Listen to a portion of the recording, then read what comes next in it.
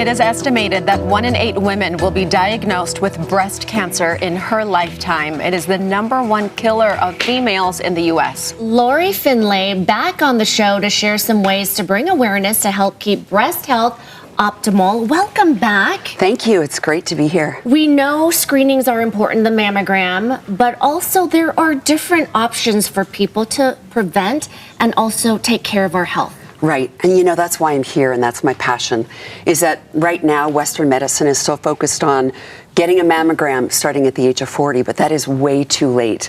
And there's so many things that women need to know that they can do to actually prevent breast cancer and take charge of their breast health. And #1 is hormone balance.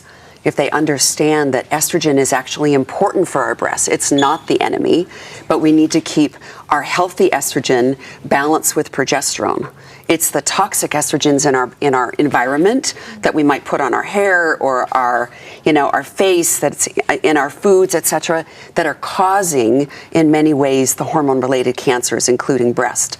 But there are screening tools out there that we can do now that I've been using for years that we can spotlight and see if we've got this estrogen dominance or this really terrible hormone balance or hormone metabolism going on that puts you at higher risk. You know, I hear women start to talk about balancing hormones or looking into that when they're getting into their 40s. Right. When should we be aware and maybe check in with a doctor and see what's going on? Well, unfortunately, the standard of care is still a mammogram at the age of 40.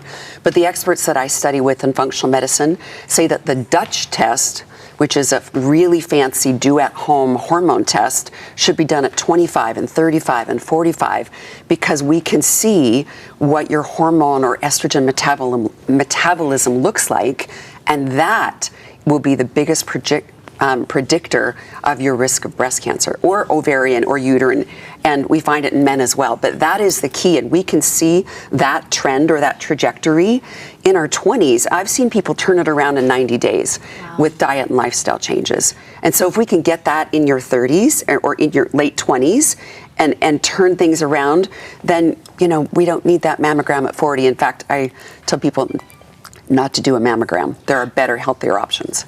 And so, and I know you put your health in your own hands. You want to be the advocate, and I don't want people not to get their mammograms because it does save lives. We do know that, but I think for women, we can send the message a lot earlier to become healthy, have preventative care, right, and be your own advocate. So tell me more about this Dutch test. How do we get it? How do we do it? I write a lot about it in my book. Right, we mentioned my book last week, but I write about it, and I really want women to understand that it's simple to get. You can go to DutchTest.com. Women contact me, I can get them $100 off. But with that said, it's simple to do at home. It's called Dutch, DUTCH, for dry urine testing of comprehensive hormones. And it's saliva and urine testing, and it measures the metabolites. So again, it's really important to see how are you metabolizing the estrogens that you're exposed to, whether it's God-given natural estrogens or the synthetic toxic estrogens. How are we metabolizing them? What are we doing with our diet and exercise that might support and upgrade, right, and optimize the metabolism? And if you're not doing well, what are things that you can initiate to turn that around? Do you find that it's pretty shocking once you go through the test and you see where you're at? Because I'm sure a lot of times we really don't know what is going on with our bodies. We don't know, and most physicians out there don't know either, right? They really have no idea what's going on. They literally just recommend a mammogram at the age of 40. But if you can find something 15 years before you'd find something on a mammogram, this is getting down to functional medicine at the root cause. What is causing this, and let's heal it here instead of the train wreck many, many years down the road when someone finds a lump with a mammogram, right? And how many mammograms are actually false positives anyway? And we want to make sure we're not just reacting to things that we could have changed years before. Yes. And that's what we're talking about, to make sure that, do we know everything about our health? And I love the awareness that you have brought with us this morning. What has changed your life in terms of the healthy habits and making sure all of the tests are taken? Thank you for asking that. I have a very strong history of breast cancer. very strong family history.